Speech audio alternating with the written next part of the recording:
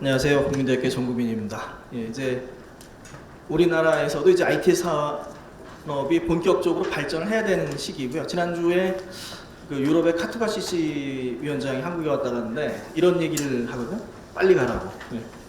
사실은 뭐 DSR 시간 안 돼. 일단은 LTVTX보다는 NRVTX로 가도록 해야 될 거고, 그다음에 또 하나 이제 어떤 얘기를 하냐면 이제 카투바시시에서 이제 서비스에 관련된 프로토콜을 자동차랑 테스트를 하고 있는데 이제 현대 쪽에서도 많이 테스트를 하고 있으니까 쉽게 우리나라에 적용이 될 거다 이런 얘기도 좀 하고 있습니다. 회장님께서 이제 KITS를 말씀하셨는데요. ITS의 한류를 여기 계신 분들이 잘 이끌어 주시길 부탁드리겠습니다. 네, 저는 정구민이고요. 뭐 제 이름이 학교 이름하고 비슷해서 기억하기 쉬우실 것 같습니다. 지금 저는 이제 휴맥스 사회이사와 현대오토웨브 사회이사를 맡고 있는데요. 두 회사 모두 좀 상징적인 면이 있습니다. 휴맥스 같은 경우에 이제 기존의 이제 셋탑박스 IT 업체에서 이제 모빌리티 업체로 변신을 하고 있고요. 현대오토웨브 같은 경우에 최근 현대차 그룹에서 중요성이 높아지는데 이제 소프트웨어라든가 여기 이제 ITS도 마찬가지고요. 이제 오토웨브 하고 있는 일이 좀 여러 일들이 좀 있습니다. 그리고 개인적으로 이제 자율주행 업체 오토노스 A2G나 여러 스타트업 자문을 좀 하고 있고요. 먼저 이제 자율주행이 이제 위기인가 기회인가 이런 시그널이 많이 나오고 있습니다. 우리 한번 좀 살펴보면 올 초에 이제 구글에서 코로나19 해고를 하는데 웨이모에서도 해고가 많이 됐고요. 그 다음에 예를 들어서 한 7월 정도에는 이제 자율주행 트럭 사업을 포기하겠다 이런 발표도 있었고요. 이제 애플 자율주행차 연기도 있었고 최근에 GM 크루즈의 중단도 있었습니다. 근데 GM 크루즈의 사례를 보면 우리가 또 하나 이제 통신 관련해서 시사점이 하나 있거든요. 예전에 이제 어떤 게 있었냐면 직접적인 부분은 이제 다른 이유지만 예전에 한번 있었던 게 뭐가 있었냐면 이런 게 있습니다. 그러니까 크루즈 자율주행차가 가다가 멈췄어요. 또 원격 제어를 해야 되거든요. 원격 제어를 해야 되는데 하필이면 그날이 축제라서 사람들이 몰리는 바람에 네트워크가 마비가 된 거죠. 통신이 안 돼요. 그래서 우리가 여기서 두 가지를 생각해 볼 수 있습니다. 그때 만약에 ITS망이 도심에 있어서 그 망을 유선으로 연결을 우리가 쓸 수 있었다면 1번. 2번은 이제 5G에서 이제 5G SA 스탠드얼론 가서 네트워크 슬라이싱을 통해서 밴드위스를 보장을 해줬으면. 그래서 지금 이제 그 자율주행 실험을 계속 하다 보면 ITS망이 있으면 사고의 위험성을 훨씬 더 줄일 수 있겠다 이런 사례 계속 나오고 있고요. 우리가 이제 그런 부분들을 이제 계속 좀 봐야 될 것 같습니다. 다음에 이제 그래서 이제 완전 자율주행은 참 어렵다 또는 이제 아직은 멀었다 또는 이제 우리가 뭐라고 얘기할 수 있냐면 큰 대도시에서는 조금 더 시간이 걸릴 거다. 하지만 한적한 도시나 뭐 고속도로 상에서는 충분히 갈 수 있다 이런 부분이고요. 지금 이제 자동차사가 이제 기회 요인으로 보는 부분 뭐가 있냐면 자율주행 프로세서 상용화가 2024년부터 예정이 되어 있습니다. 이제 테슬라 모델처럼 프로세서 상용화되면 본격적으로 자율주행 발전이 있을 거다. 그래서 우리가 현실적인 자율주행 진화 이걸 좀 볼 수가 있겠고요. 이번에 이제 올 9월에 이제 독일의 모터쇼가 있었습니다. IAA 2023이 있었는데 거기에서 핵심 뭐냐면 테슬라처럼 자율주행 프로세서 넣고 소프트웨어 업데이트하고 전기차 고성 플랫폼을 가진 차량을 독일 3사가 곧 내놓겠다가 핵심이거든요. 그래서 벤츠 같은 경우 내년 2024년에 내놓게 되고요. 그 다음에 BMW 2025년, 폭스바겐이 2026년을 예정하고 있습니다. 그래서 이제 지금 나온 것처럼 자율주행 플랫폼이 이제 자율주행 차량 제어 인포테인먼트 세 축으로 볼 수가 있는데 그런 플랫폼 안정화가 한 2025년에서 2027년이면 될 걸로 보이고요. 현대도 아직 로드맵을 구체적으로 발표하지 않았지만 이제 곧 발표를 할 예정이고 지금 한 요 정도의 뭐 추세에 맞춰서 진행을 하게 될 것으로 보입니다. 그래서 만약에 이런 플랫폼이 이제 안정화가 되면 자율주행 발전이 급격히 빨라질 거다 이런 부분이고요. 그래서 이제 예전에 전시에서 나왔던 부분입니다. 그러니까 지금 이제 자율주행 시범 운행하고 있는 차량들은 다 트렁크에 산업용 PC를 다 가지고 있는데 그 산업용 PC가 손바닥만한 프로세서로 바뀌는 게 이제 내년부터 시작이 되는 거죠. 자율주행 발전이 본격적으로 있을 거다. 예전에 이제 나왔던 것처럼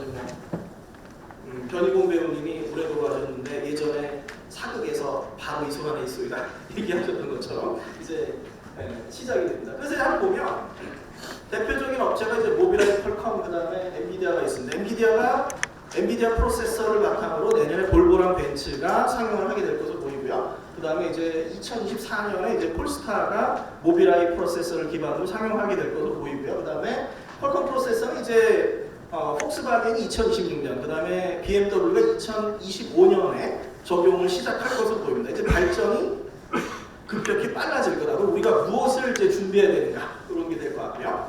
또 소프트웨어 플랫폼 구조가 비슷해지고 있습니다. 이제 지금 그 클래식 오토사라고 하는 부분들, 그다음에 어댑티브 오토사라고 하는 부분들, 그리고 또 하나 재밌는 부분은 자동차사가 인포테인먼트 플랫폼에 기존에 구글을 상당히 견제했는데 안드로이드 오토모티브를 적극적으로 도입을 했어요.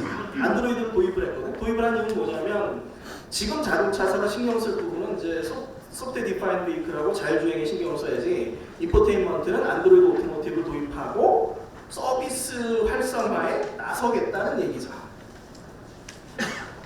다음에 그러한 자율주행이나 소프트웨어 디파인드 베이클에는 아까 우리가 이제 처음에 얘기했던 것처럼 통신 기술이 이제 필수적이 되고요. 지금 작년에 이제 자동차사는 아반시라고 하는 특허 플랫폼 때문에 상당히 힘들었습니다. 힘들고 어려움이 좀 겪었는데 지금 이제 그 뒤집어 생각해보면 어떻게 되냐면 아반시라고 하는 특허 플랫폼은 특허를 위해서 돈을 추가로 지불을 해야 되는 상황입니다. 예를 들어서 이제 뭐 500만 대 판매하는 차량이 있다 보면 곱하기 당시에 이제 그 2만 원 정도, 그러면 가격이 한 1,000원 정도거든요.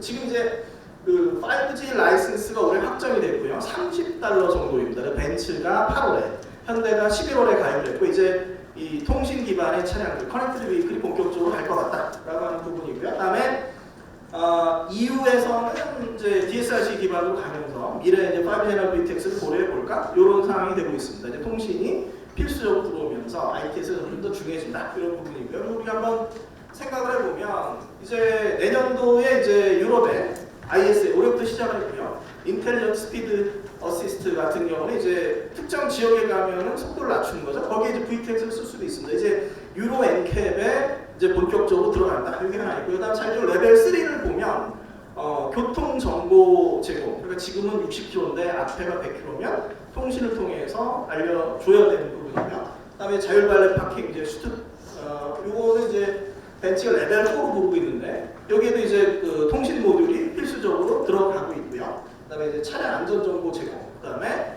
아까 우리가 크루즈에서 봤던 거 원격 제어 부분, 자율주행 쪽에 원격 제어가 거의 필수화가 되고 있는데 이 부분을 ITS망을 통해서 어떻게 또 도와줄 것인가. 그러니까 기존에 이동통신망은 이동통신망대로 둔 채로 유선망을 통해서 우리가 그 자율주행이나 또는 경찰차, 구급차 이런 부분들을 해결할 수 있고요. 그다음에 5G 이제 SA 모드, 스탠드얼론 단독 모드 진화가 되면 네트워크 슬라이싱을 통해서 밴드위스를 보장하는 방안. 이것도 한번 고민을 해볼 수가 있어요. 물론 이제 그럴 경우에는 5G SA 같은 경우에 이제 유료망이 될 거고요. 우리가 VTX로 망을 구축하면 무료망이 될 부분이기 때문에 또 서비스 면에서 이제 ITS망이 상당히 중요하다. 이런 것도 한번 생각해 볼 수 있습니다.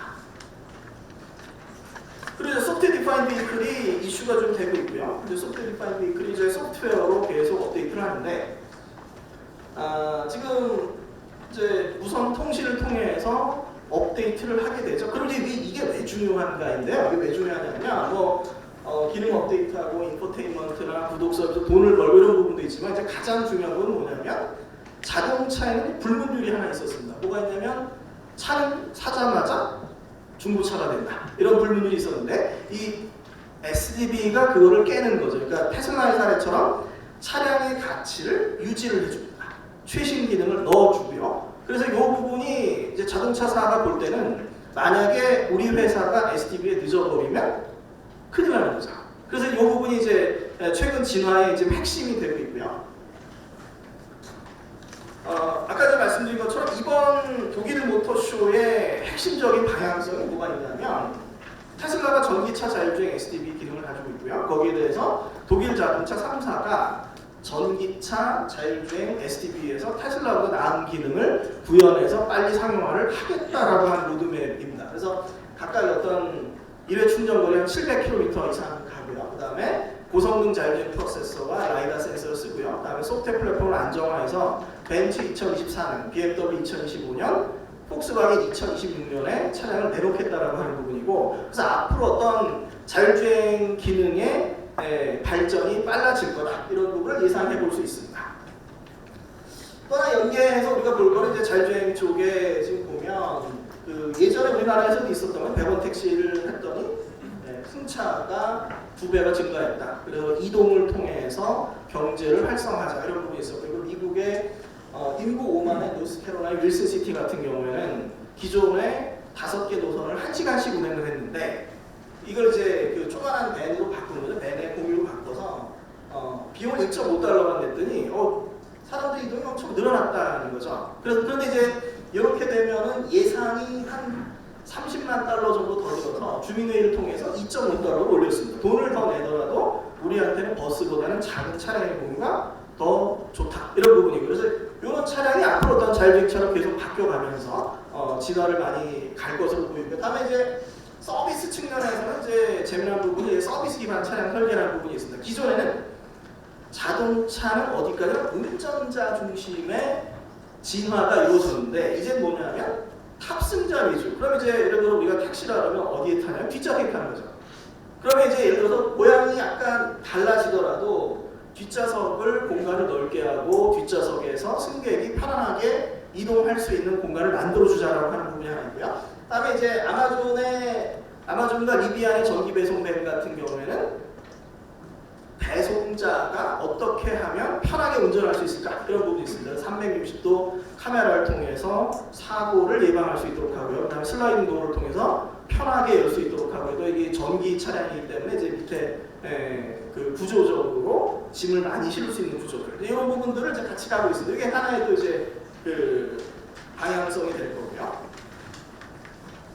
그래서 이제 우리가 한번 볼 부분이 뭐가 있냐면 이제 자율주행이 발전이 갑자기 빨라질 거다라고 하는 부분이고요. 지금 2025년에서 2027년에 자동차사의 자율주행 플랫폼이 안정화되면 그만큼 속도가 빨라질 건데,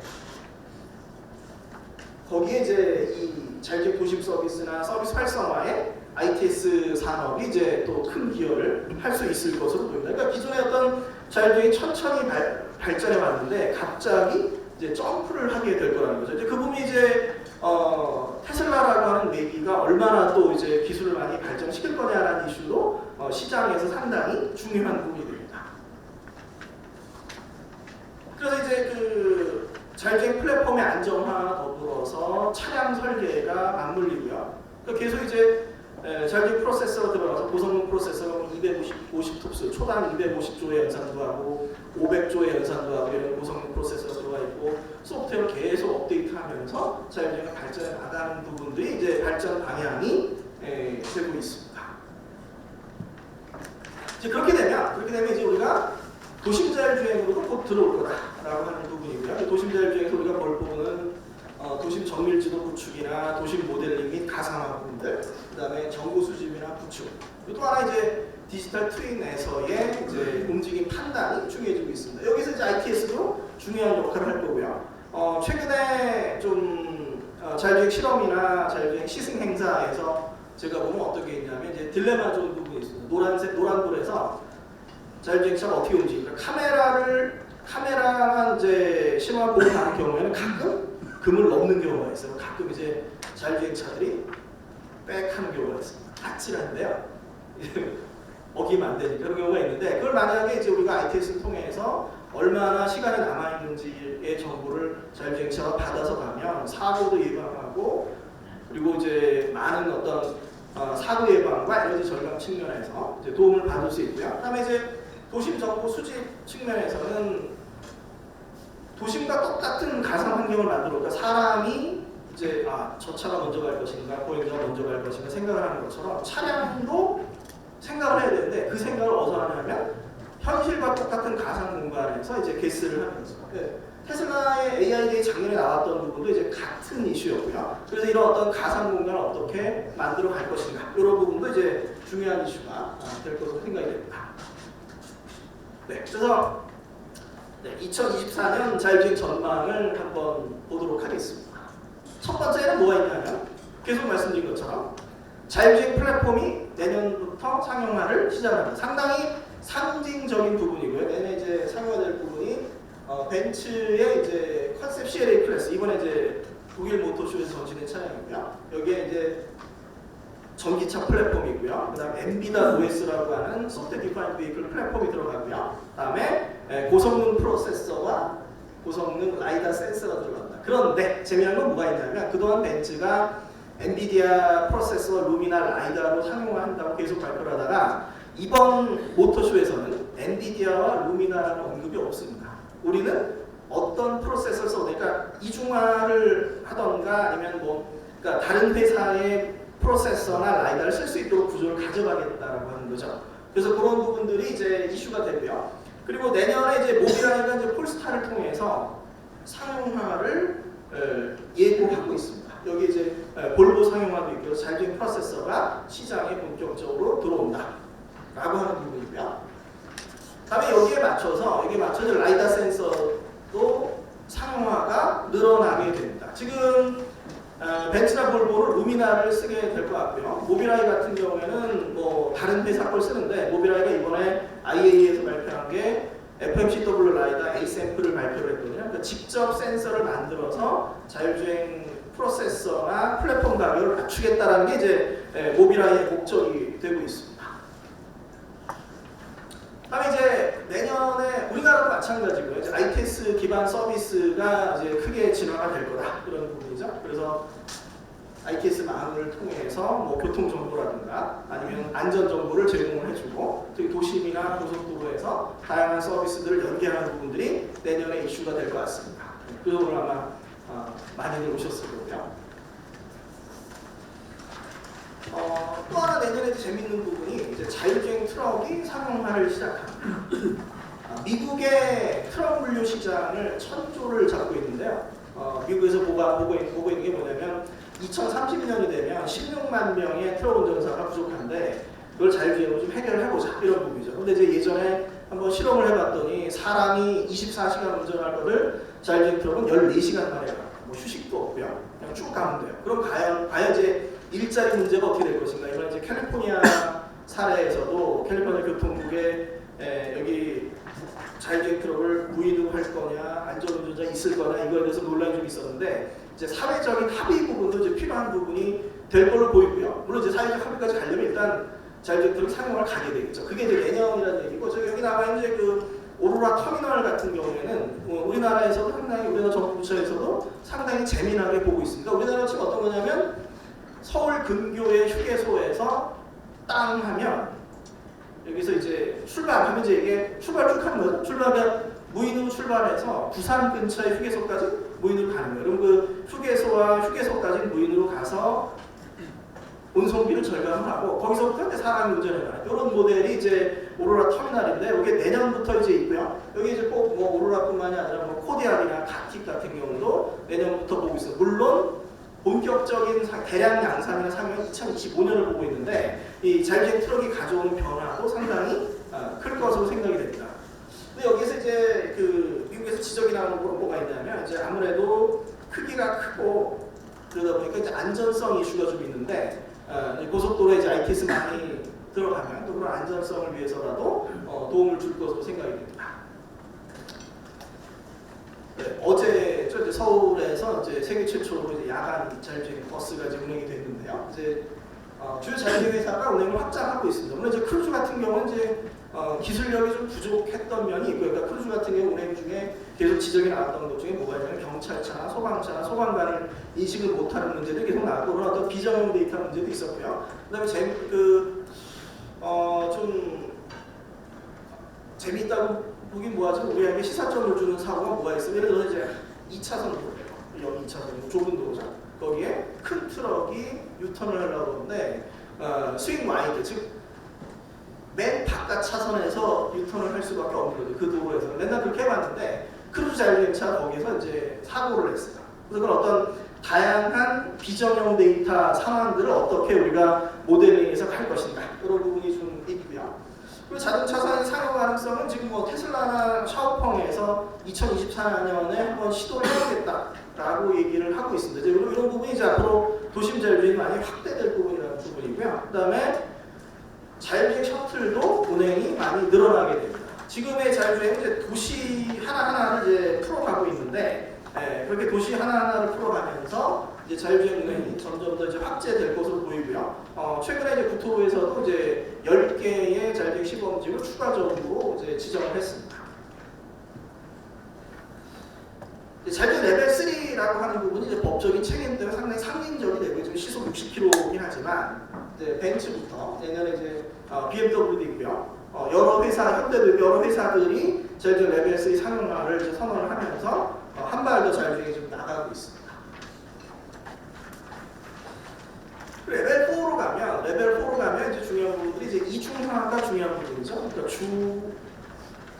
조향 장치 또는 주 모터, 주 배터리 고장났을 때 보조 배터리나 보조 조향 장치로 일정 영역까지 가도록 하는 기능을 이제 추가를 하게 되고요. 그래서 그런 부분들을 이제 본격적으로 서비스를 해나가면서 이제 도심 자율주행을 향해서 진화를 할 것으로 생각이 됩니다.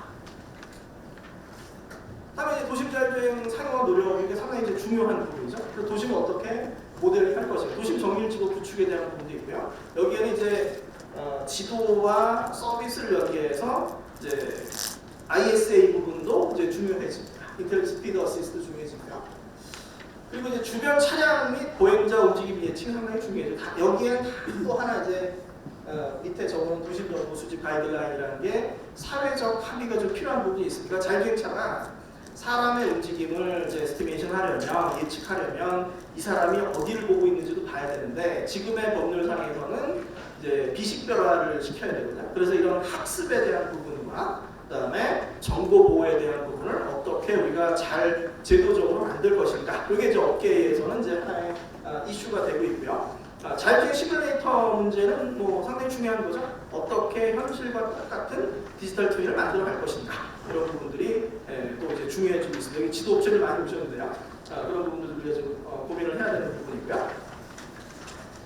자율주행 서비스 부분들을 이제 본격적으로 개발을 해나가야 되는 부분이고, 더 이상 어떤 정부 과제로 가는 부분을 떠나서 수익 모델을 어떻게 가져갈 것인가, 이런 부분들이 있습니다. 그래서 한적한 시골에 지금 이제 우리나라도 버스 문제가 있는데 그걸 자율주행으로 어떻게 해나갈 수 있을까? 그런 시도들이 이제 많이 늘어날 거라고 하는 부분이고요. 그다음에 사물의 이동에서는 이제 고속도로 자율주행 트럭이나 도심 자율주행 트럭을 연계한 부분들이 늘어날 것으로 보입니다. 그리고 UAM과 로봇, 우리나라에서도 이제 SK텔레콤에서 내년에 조비 기체에 들어서 테스트를 한다고 그러는데 UAM과 연계한 모델이라든가 이제 지금 휴머노이드가 많이 이슈가 되고 있습니다. 최근에 디짓을 만든 회사에서 2025년부터 1만 대를 양산하겠다고 선언을 했고요. 휴머노이드가 많이 나오면 그 휴머노이드는 이제 배송에 쓰일 수 있습니다. 그러니까 사람이 내리면 되는데 짐은 누군가 내려줘야 되니까 다양한 모델들이 이제 발전해 나갈 수 있을 거다. 이런 부분도 우리가 한번 좀 생각해 볼 수 있을 것 같습니다. 또 관련해서 자율주행 측면에서 좀 스타트업이 좀 성장해가는 모습들이 있고요. 이제 긍정적인 부분은 뭐가 있냐면 지금 올해 스마트 레이더 시스템이 이제 상장을 했는데 코스닥 상장에서 기술 특례의 모빌리티 분야를 많이 열어놨다라고 하는 측면이 이제 장점이 되고요. 대기하고 있는 업체들이 많이 있습니다. 오토노머스 A2G가 이제 2023년에 이제 13위를 기록했고요. SOS랩이 이제 라이더 스타트업이죠. 상장 준비를 하고 있고요. 스타디비전 같은 경우 이제 AI 영상 인식 소프트웨어인데 이거 전 세계적으로 많이 쓰고 있습니다. 다만 이제 소프트웨어 업체라서 마진이 좀 작긴 하지만 전 세계적으로 많이 쓰이고 있기 때문에 상당히 이슈가 되면서 이제 상장 준비를 하고 있고요. 자동차 부품 업체 이제 카이브 모빌리티도 이제 상장 준비를 하고 있습니다. 모빌테크나 에이모, 드림에이스 이런 업체들도 상장 준비를 하고 있고요.